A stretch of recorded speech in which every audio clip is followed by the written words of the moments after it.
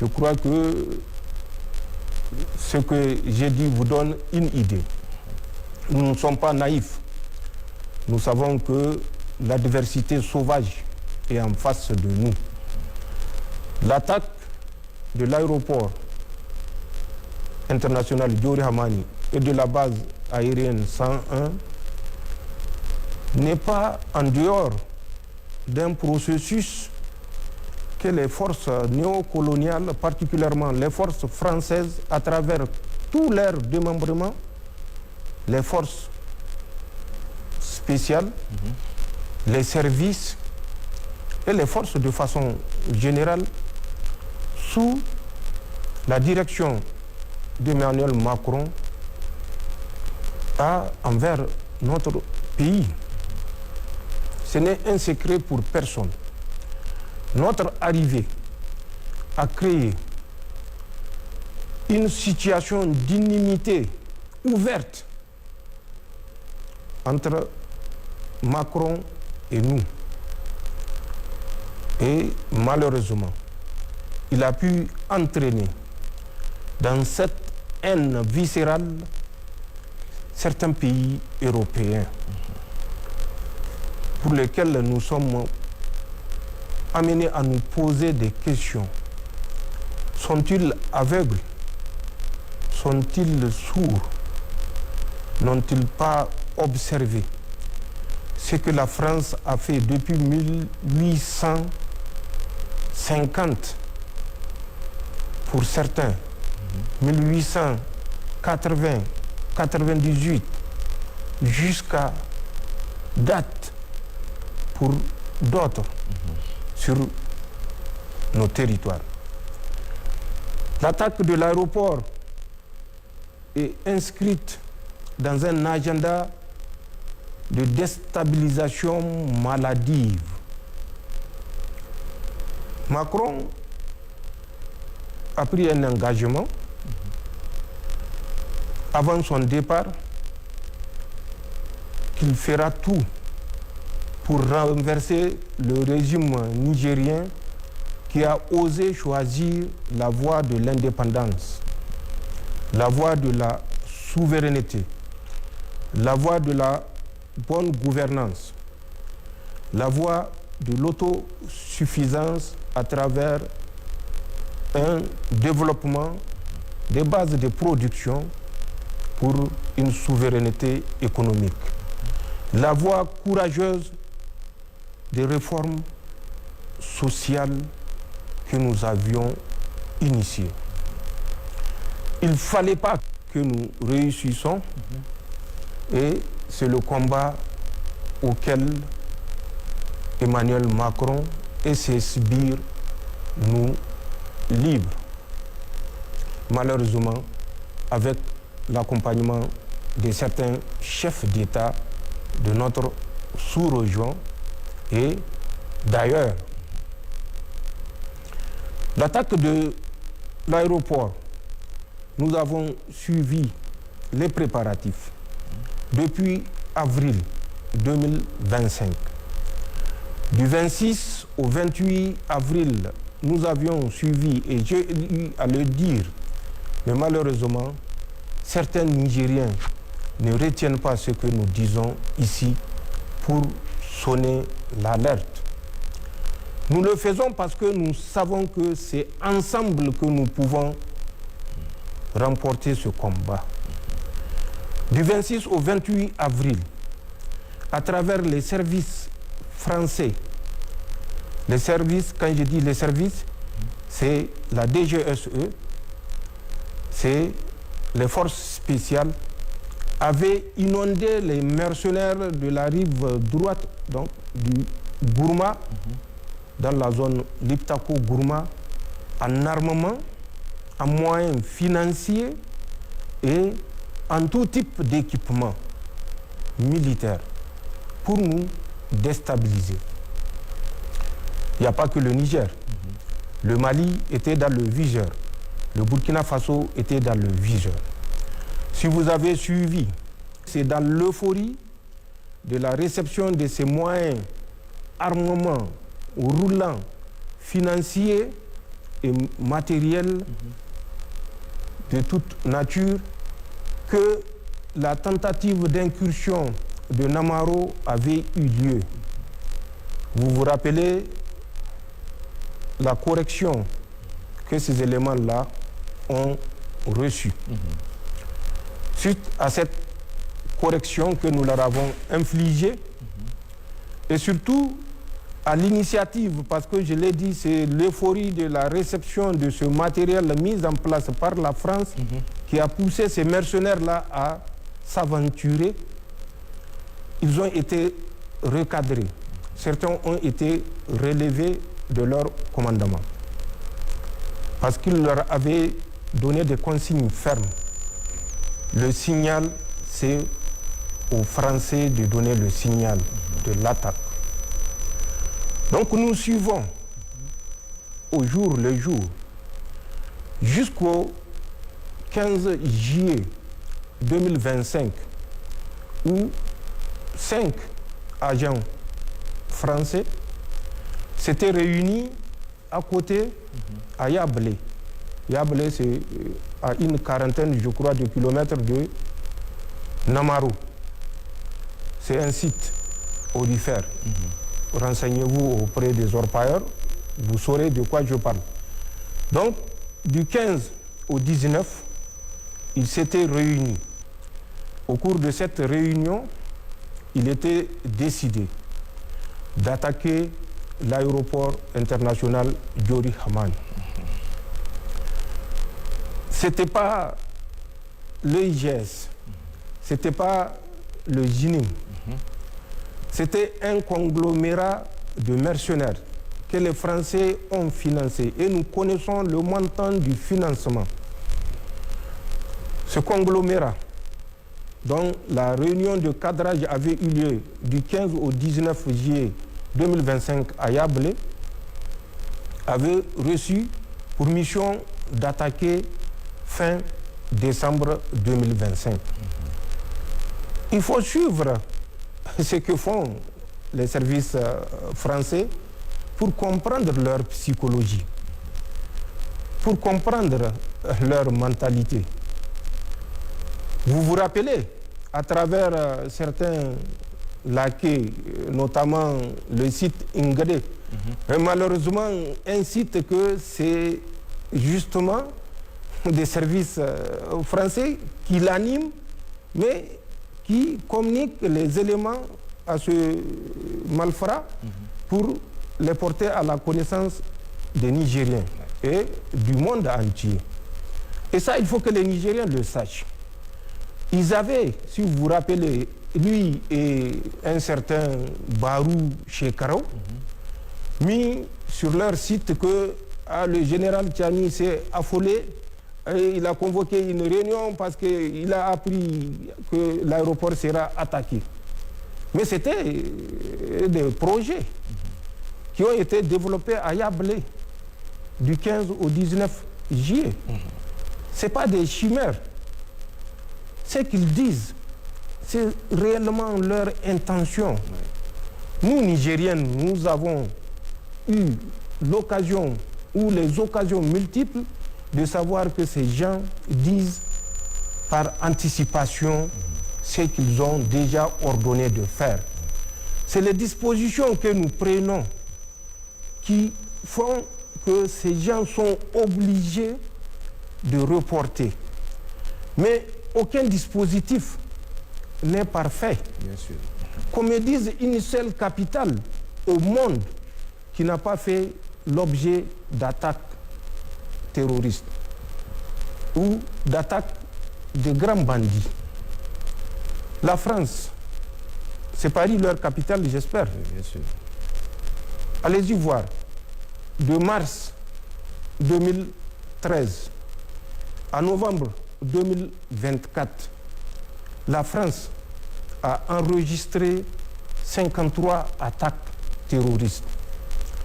De ces 53 attaques terroristes, 80% sont conduites à Paris.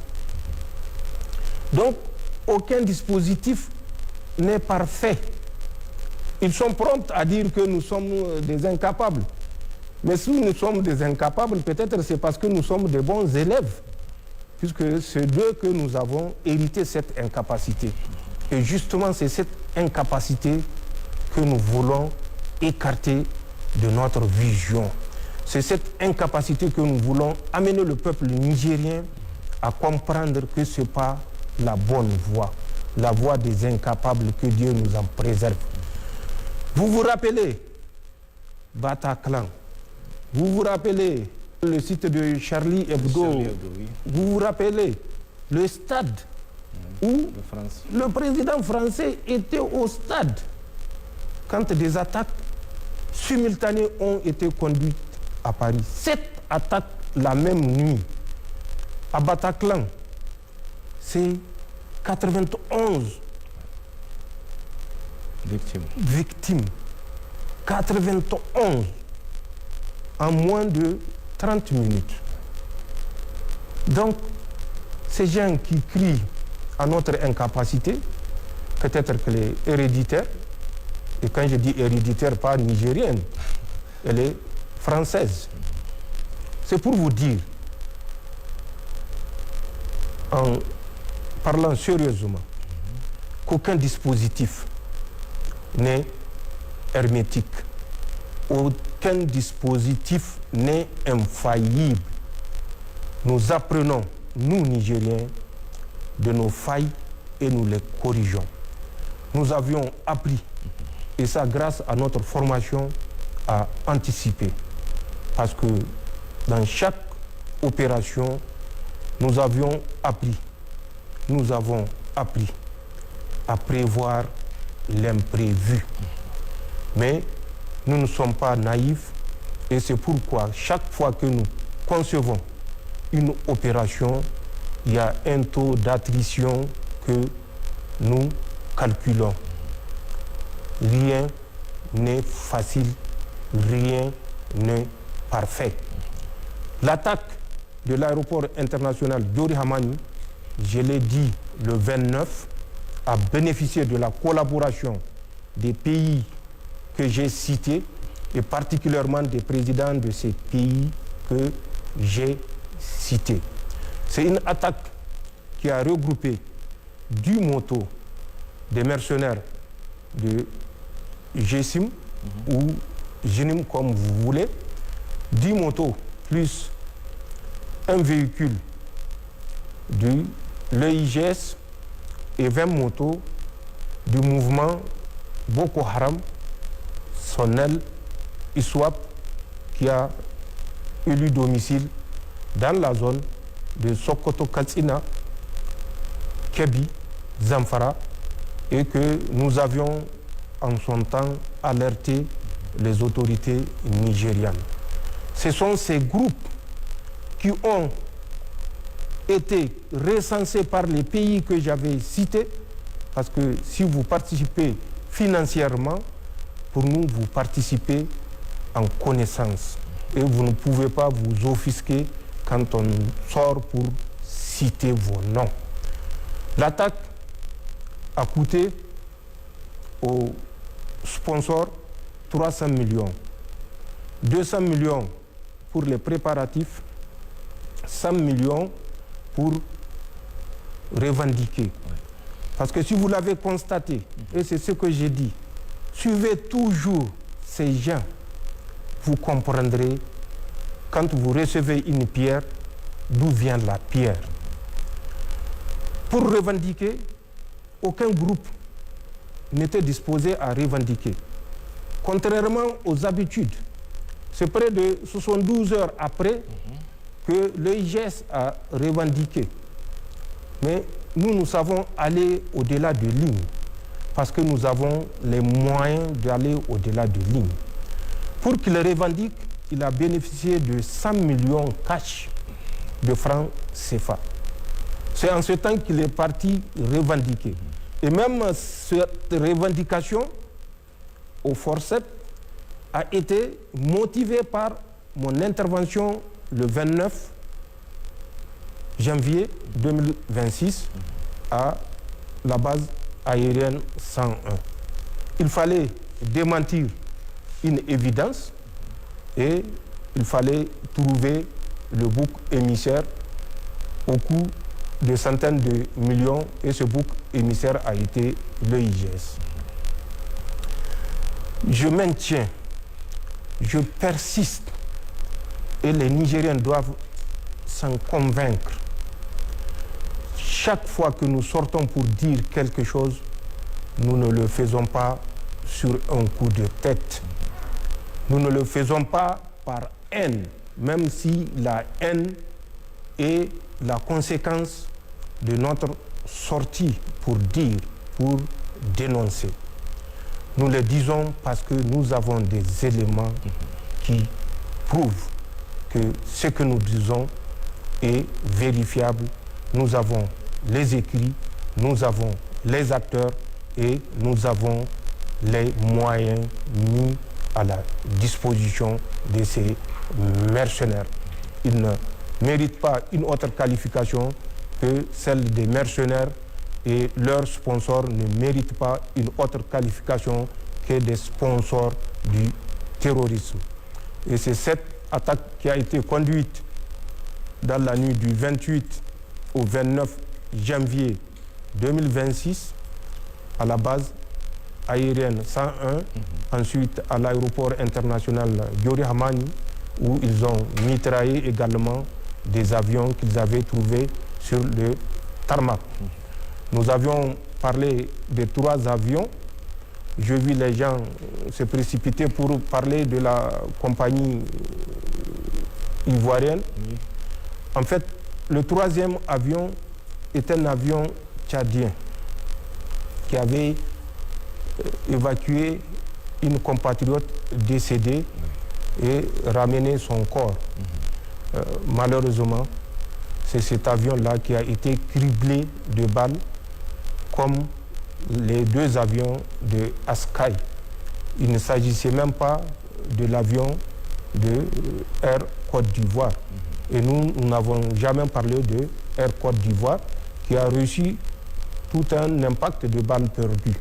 Un impact de balles perdues.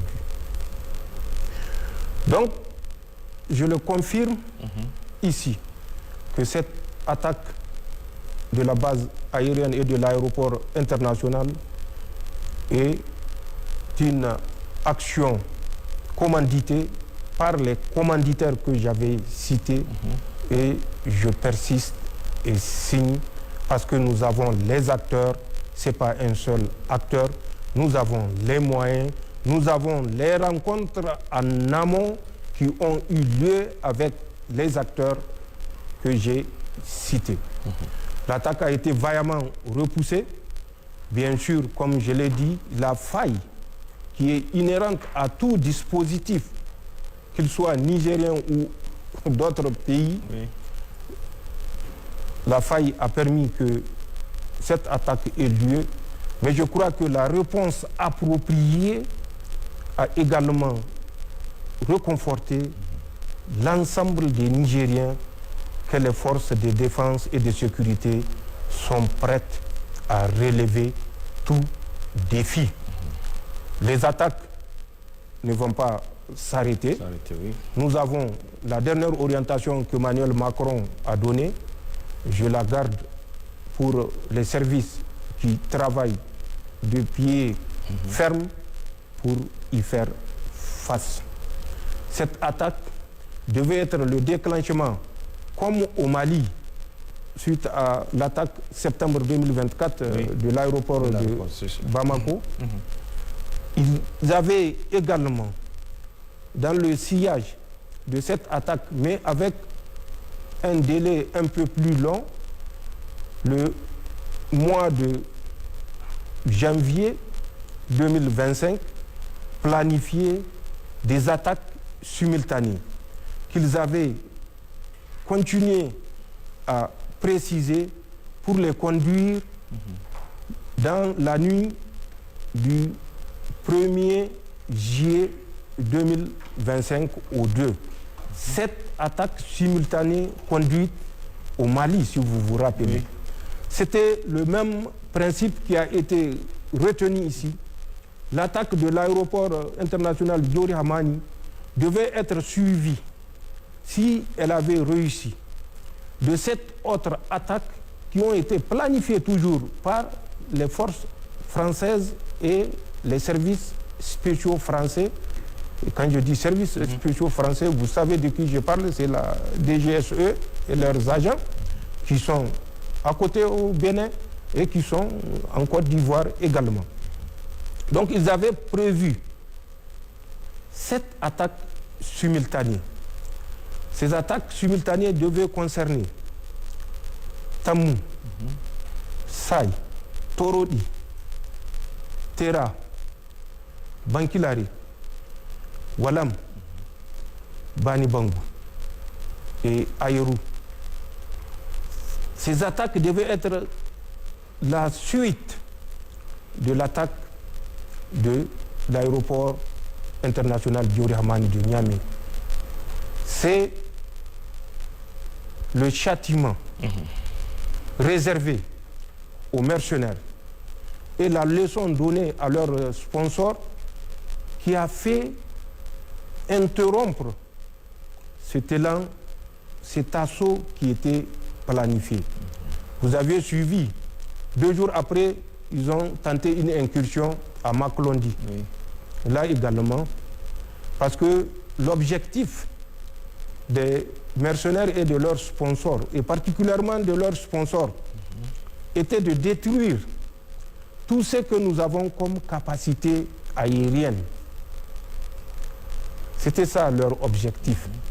Et à partir de ça, ça allait être un boulevard parce que les forces de défense et de sécurité n'auront plus de moyens aériens pour soutenir par le feu, par le renseignement, les forces de défense et de sécurité qui sont déployées sur l'ensemble de notre territoire ou qui étaient en opération au moment de l'attaque. Donc, la planification des attaques successives à l'issue de l'attaque du 28 au 29 janvier 2026 était une planification des forces spéciales et des services français, mais nous savons avec, bien sûr, la bénédiction de leur mentor Emmanuel Macron et de ses laquais africains que j'ai cités, ouest-africains. Donc voilà ce qui s'est passé à l'attaque du 28 au 29 janvier 2026. Voilà sommairement le calendrier réservé au Niger. Et quand vous dites est-ce le prémisse à d'autres attaques, nous sommes jamais fait d'illusions parce que nous savons que c'est 2 volontés qui se confrontent. Oui. Et nous sommes convaincus, Inch'Allah, la volonté du triomphe, la volonté de la victoire est du côté du Niger, du côté de la Confédération des États du Sahel. Nous ne pouvons, même démagogique, dire aux Nigériens qu'il n'y aura pas d'attaque. Je sais ce que je sais. Je sais les ordres qu'Emmanuel Macron a donnés. Je sais le déploiement qui a été fait. Je sais l'investissement fait. Et je sais la soumission, pour ne pas dire la servilité de certains laquais ouest-africains à aborder dans cette volonté de leur Seigneur. Parce que pour eux, Dieu n'existe pas. Allah subhanahu wa ta'ala est là et il est juge. Et nous sommes convaincus que nous ferons face de façon victorieuse avec la détermination qui nous caractérise a opposé une résistance à toute tentative et à anticiper également à travers les moyens qui sont les nôtres pour toute organisation dont l'objectif sera de troubler la quiétude des Nigériens. C'est ce que je peux dire de l'attaque, sommairement, que les Nigériens soient convaincus que c'est une attaque sponsorisée, c'est une attaque qui n'a pas atteint son objectif. Nous l'avons vu. Pour la première fois, des terroristes sont sortis 72 heures pour faire une revendication. Les terroristes, mieux, ont pour la première fois conduit une manœuvre. C'est là où ça nous fait rire, avec un canevas. Jour J plus 1, jour J plus 2, 20h30, nous étions derrière l'aéroport international. 20h40, allez-y, voir. Il y a 5 points, avec une trentaine de sous-points. Depuis quand les terroristes s'encombrent avec des points et des sous-points? Et ils sont partis même jusqu'à faire un nota bene. Nota bene, nous ne sommes pas venus pour l'uranium. Mais qui leur a dit que l'uranium est à la base aérienne? C'est pour vous dire que les Nigériens apprennent à lire entre les lignes et à comprendre. Mais nous avons certes les moyens de lire entre les lignes, mais en plus des moyens entre les lignes, nous avons également l'expérience, quand même, ça me fait 41 ans de service militaire au profit de mon pays. Même si c'est une leçon que je retiens chaque mois, multiplié 12 par 41, vous aurez le nombre de leçons et de leçons militaires que j'ai retenues pour vous dire que nous savons ce que nous faisons et nous ferons face, Inch'Allah, à toutes les velléités. Monsieur le Président, dans la même lancée et de façon plus générale, d'abord, quelle appréciation avez-vous de la situation sécuritaire du pays, aussi bien en termes de perception que d'effectivité? Ensuite, qu'en est-il à ce jour de la montée en puissance de nos FDS en termes d'effectifs, d'acquisition de matériel, de formation et de capacité autonome d'action sur le terrain? Enfin, quelles sont les perspectives à envisager, Monsieur le Président? Pour ce qui est de la situation sécuritaire dans notre pays, nous ne jugeons pas ou nous ne décidons pas par perception. Nous sommes pragmatiques. Nous nous basons sur des faits. Et les faits, je viens de vous les citer. La réponse réservée à la tentative d'incursion à la base aérienne 101 et à l'aéroport international Diori Hamani de Niamey est une preuve supplémentaire de l'état de professionnalisme de nos forces de défense et de sécurité, qui ont, en moins de 20 minutes, je le dis et je le répète, repris le contrôle et qui ont, en moins de 20 minutes, engagé les mercenaires et les détruire dans la profondeur. C'est ce qui s'est passé et c'est ce qui fait ce narratif de 1h30 de combat, 2h30 de combat. Bien sûr, c'est 1h30 de combat, mais 2h30 de combat. Mais dans quelle disposition? Ça également, il faut le dire parce que beaucoup le méconnaissent. Quand vous faites l'objet d'une attaque, il y a une réaction. Cette réaction est conduite par un élément destiné. Nous concevons, nous planifions et nous conduisons. C'est ça la différence.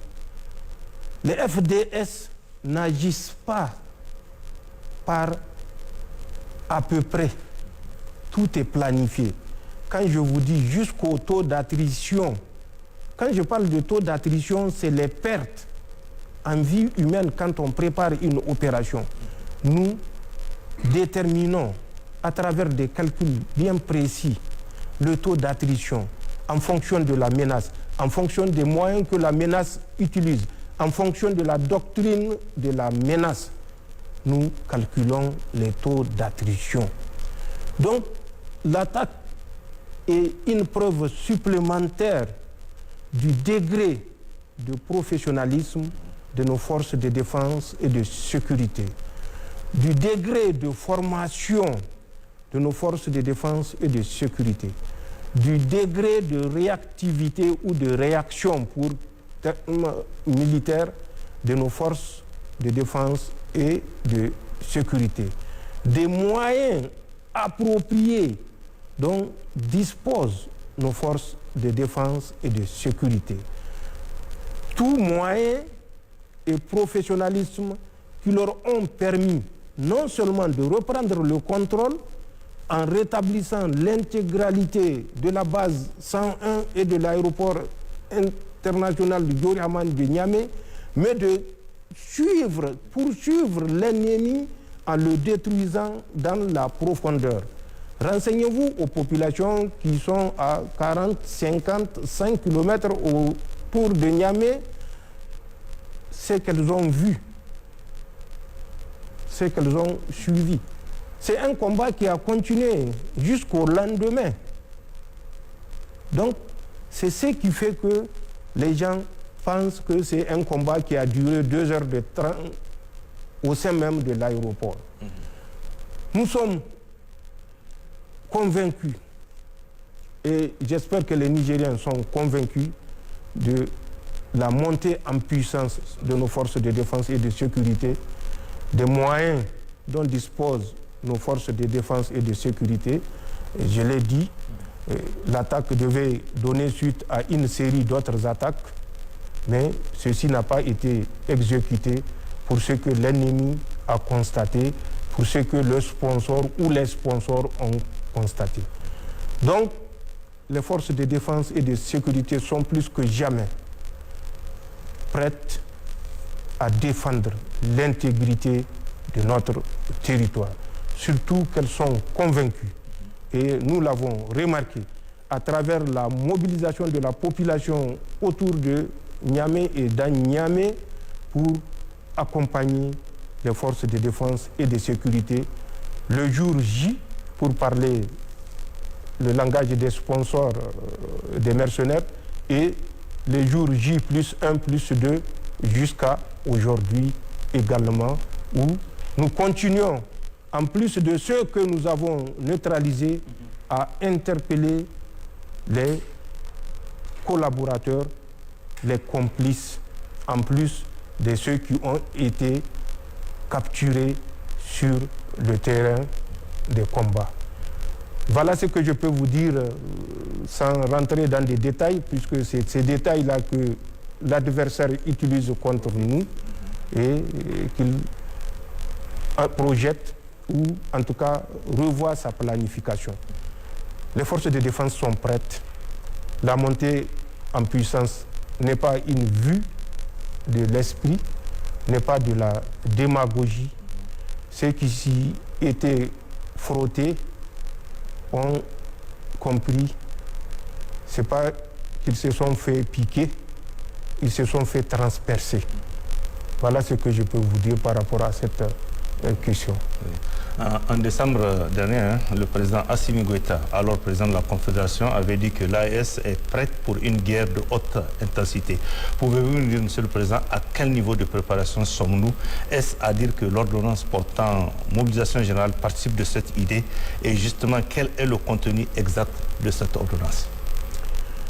Vous avez bien dit, le général d'armée Assimi Goïta a dit que nous sommes prêts. Notre montée en puissance, je l'ai dit, n'est pas une vue de l'esprit. Quand le président de la Confédération en exercice dit que nous sommes prêts, c'est que nous sommes prêts. Nous n'avons pas attendu le jour du 23 décembre 2025 pour dire que nous sommes prêts. Nous nous sommes préparés pour être prêts au moment où le président Assimi Goïta a fait cette déclaration. Et la stabilité que vous observez, malgré l'acharnement, c'est parce que vous ne savez pas ce que personnellement je sais, ce que le président Assimi Goïta sait, ce que le président Ibrahim Traoré sait de l'acharnement des sponsors de ces mercenaires, des dessins macabres de ces sponsors. Pour nous, le défi n'est pas les mercenaires. Le défi, c'est les sponsors de ces mercenaires-là.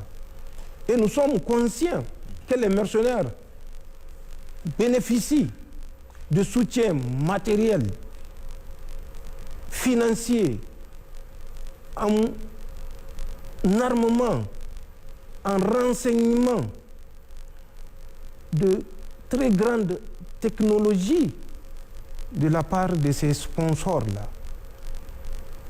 Je vous le détaillerai, Inch'Allah, dans les questions à venir. Donc, le président Assimi Goïta, quand il fait cette assertion, c'est pas que ce jour-là que nous allons nous préparer pour monter en puissance. C'est un constat qui a conduit à la présentation de la force unifiée, qui est l'expression justement de cette montée en puissance, dont l'effectif a été revu à 6 000 hommes au lieu de 5 000 initialement prévus. C'est conscient de la capacité de nuisance de ces sponsors-là que nous avons réaménagé notre dispositif sécuritaire commun et que nous avions réadapté également l'organisation de notre force unifiée pour qu'elle puisse faire face à toute menace au profit des peuples du Sahel. Donc, c'est un constat visible sur le terrain. Rappelez-vous de la vaine tentative de l'étouffement de Bamako. Souvenez-vous des chapelets d'action contre le Burkina. Souvenez-vous de l'attaque de l'aéroport international Diori Hamani de Niamey qui devait être suivie, comme je l'ai dit, à l'instar du 1er juillet 2025 au Mali, de 7 autres attaques sur notre territoire, dans l'objectif ultime de montrer que nous sommes des incapables et que les putschistes ne peuvent pas diriger ces pays. Les conclusions, nous les laissons à l'adversaire, mais notre montée en puissance n'est pas comparable à la force en attente de la CEDEAO que nous attendons depuis 1990 et 36 ans après, elle est toujours en attente. Et nous, en moins de 2 ans, nous avons accompli cette prouesse de mettre en place une force qui va certainement améliorer, combler les lacunes, réajuster, mais en fin de compte, qui va ramener la paix. Nous sommes convaincus, Inch'Allah, sur l'ensemble de notre espace. Donc la montée en puissance, ce n'est pas une vue de l'esprit, c'est une réalité dans le Sahel, particulièrement au sein de la Confédération. Sur l'ordonnance L'ordonnance... portant mobilisation générale. L'ordonnance portant mobilisation générale, je crois que j'ai répondu à ça. Nous sommes des professionnels. Nous savons les défis auxquels nous faisons face et nous savons l'ampleur des défis, puisque nous savons ce que nous savons et nous savons ce que beaucoup de Nigériens ne savent pas. Et c'est ça la différence. Donc nous savons l'ampleur des défis, la détermination des sponsors à nous mettre à genoux, quitte à nous éliminer physiquement. Et ça, je pèse mes mots. Donc, face à ça, nous savons que les jours à venir seront particulièrement difficiles. Non pas parce que nos forces de défense et de sécurité ne sont pas adaptées, ne sont pas puissantes, ne sont pas professionnelles, ne sont pas dotées. Non. C'est, tant que je dis, sera difficile parce que nous connaissons l'agenda de l'autre. La mobilisation générale s'inscrit dans ce sens. L'ordonnance du 26 décembre 2025, la 42, c'est une disposition légale qui est prévue par la loi numéro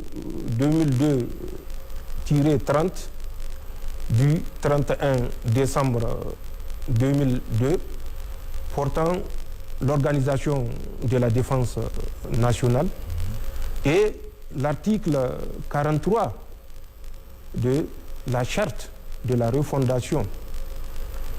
C'est de là que cette mobilisation nationale tire son naissance.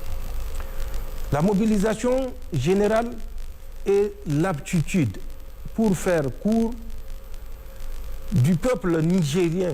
Je prends l'exemple du peuple nigérien, avec toutes ses composantes, les forces de défense et de sécurité, les institutions, le gouvernement. Quand je dis le gouvernement, toutes les structures, les ministères, la société civile, les grandes entreprises, les citoyens lambda s'approprient cette capacité de basculer d'un temps de paix à un temps de guerre. C'est ça la mobilisation générale. Cette capacité de basculer en structure organisée, chacun sachant ce qu'il doit faire en fonction de sa qualification, en fonction de ses compétences et en fonction de son aptitude à prendre une posture de guerre quand il est nécessaire et quand c'est décrété. C'est ça la mobilisation générale qui repose sur un certain nombre de piliers qui sont d'abord les dispositions générales que j'ai citées et à travers l'organisation également de cette mobilisation, à travers la préparation de cette mobilisation, à travers la conduite, pour parler en termes militaires, de cette mobilisation et pour parler en termes civils, la mise en œuvre de cette mobilisation et également prévoir des dispositions pénales qui également renforcent l'efficacité de cette mobilisation. Nous sommes dans moins de 10 jours dans le carême. Oui, le mois de Ramadan. Vous attendez le premier jour pour commencer à assurer votre réserve de sucre. Vous attendez le premier jour pour assurer votre réserve, je ne sais pas, de mil, pour faire la bouillie, le coco qui va bien. Vous attendez le premier jour pour faire tout le stock qui incombe à la ménagère. Dites-moi que non. Vous préparez pour un objectif bien précis, le 29 ou 30 jours du carême du jeûne se passe avec moins de difficultés. C'est ça la mobilisation générale. C'est pour que l'ensemble des citoyens, non seulement de façon collective, mais de façon également individuelle, aient les réflexes appropriés pour passer d'un temps de paix à un temps de guerre. Les Nigériens connaissent ce temps de défi, je ne dirais pas de guerre, depuis plus de 30 ans. Je crois que si nous avions fait ça, c'est pour que nous soyons encore plus performants. Parce que les autres n'ont pas pensé à le faire pour des raisons que je ne critiquerai pas. Mais nous sommes conscients que les sponsors et nous, c'est deux volontés. La volonté de nous soumettre et notre volonté de nous libérer et de rester maître de notre destin. C'est ça la différence. Nous avons repris la liberté d'action. Nous devons garder cette liberté d'action pour notre dignité, notre souveraineté et pour notre prospérité. Voilà ce que je peux dire de la mobilisation générale. Des missions de sensibilisation sont conduites et je crois que d'autres détails peuvent être portés. D'accord. Monsieur le Président,